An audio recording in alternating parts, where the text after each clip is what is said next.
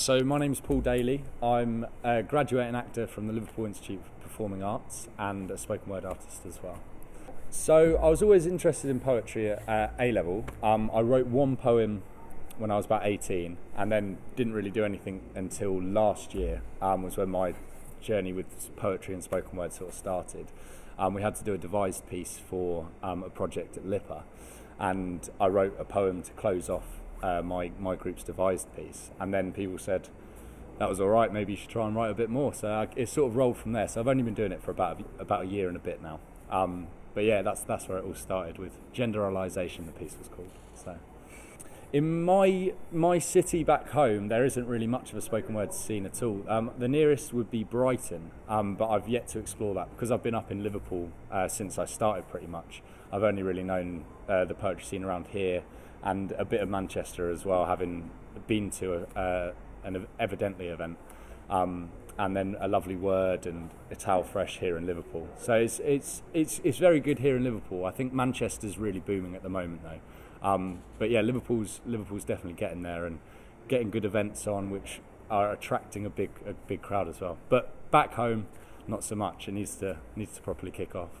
But I need to explore Brighton a lot more. I know there's a lot of events down there which are really good. So the spoken word scene when I started, it was the more I've done and the more times I've performed, I've realised how much bigger it is than I knew it was.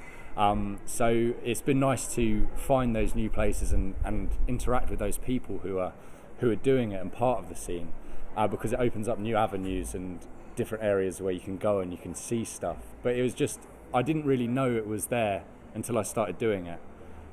Just for the fact that then it opened up more events for me to be able to go see, and by speaking with other spoken word artists who I met during performances, they would then say, "Oh, come to this event," and then you'd find out more events and then meet more people. So it's constantly growing for me, because it's the more people I meet, the more avenues it opens up, and the more possibility of seeing spoken word live are open to me. So it's definitely grown a lot for me. But I suppose that's the behind the scenes stuff which I didn't know about has always been there. But it's just opening those doors and being able to look at it and being able to go see them live. I think it needs to continue on the same path that it is. Like, I think there's a lot of young people who are going into spoken word, and there's still a lot of like old people as well promoting it. Not old people, but like people who were there when it first started as a movement. So I think it's just, I'd like to see more of it, and I'd like to see more people connect with it, especially at school level. I feel that like anthologies now at school, they're not diverse at all, and people aren't really that passionate about poetry and spoken word. When there's so much good stuff that comes out of it, and so many good writers and artists who are doing stuff, it should be taught in schools more, because it's a way of expression, it's a way of networking, it's a way of meeting people, and it's a way of just getting things off your chest and not bottling everything up. So I feel that that's the way it needs to go. It needs to be more in schools.